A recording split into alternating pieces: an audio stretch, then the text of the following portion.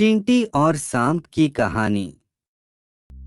एक समय की बात है, एक जंगल में एक सांप रहता था। सांप जंगल के छोटे मोटे जानवरों जैसे चूहा, मेंढक, छिपकली, गिलहरी, पक्षियों के अंडों को खाकर बहुत बड़ा और मोटा हो गया था। सांप के विशाल आकार के कारण जंगल के बड़े बड़े जानवर भी उसके पास आने से डरते थे।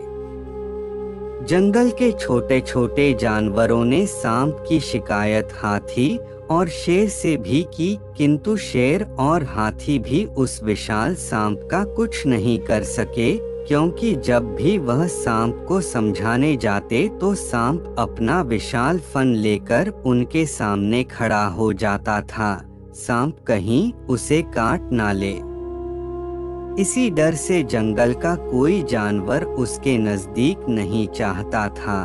धीरे धीरे सांप को यह घमंड हो गया कि जंगल का कोई भी जीव उसका सामना नहीं कर सकता।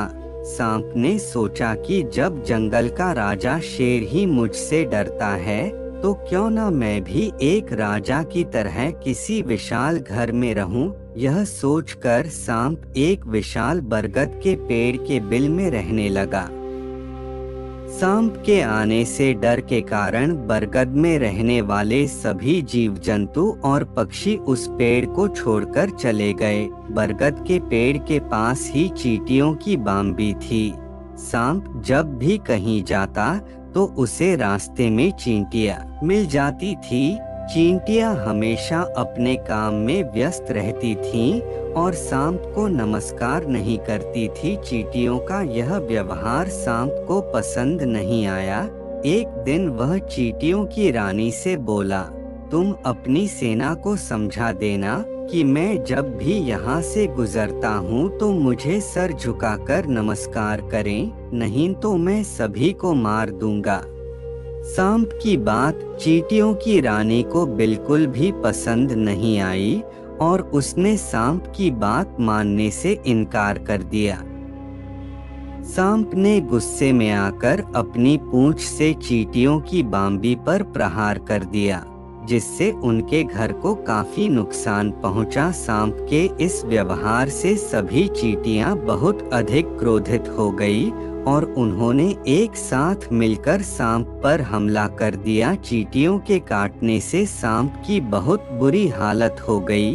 धीरे धीरे चींटियों की संख्या बढ़ती जा रही थी और सांप अपने आप को असहाय महसूस करने लगा। आखिरकार चींटियों के हमले से सांप की मौत हो गई और जंगल के जानवरों को उस खतरनाक सांप से मुक्ति मिल गई। इस कहानी से यही शिक्षा मिलती है कि कभी भी किसी को छोटा समझकर उस पर अत्याचार नहीं करना चाहिए। एकता में बहुत शक्ति होती है। अगर आपको ये वीडियो पसंद आए तो कृपया लाइक और सब्सक्राइब करें ताकि मैं आपके लिए और भी अच्छे वीडियो ला सकूं।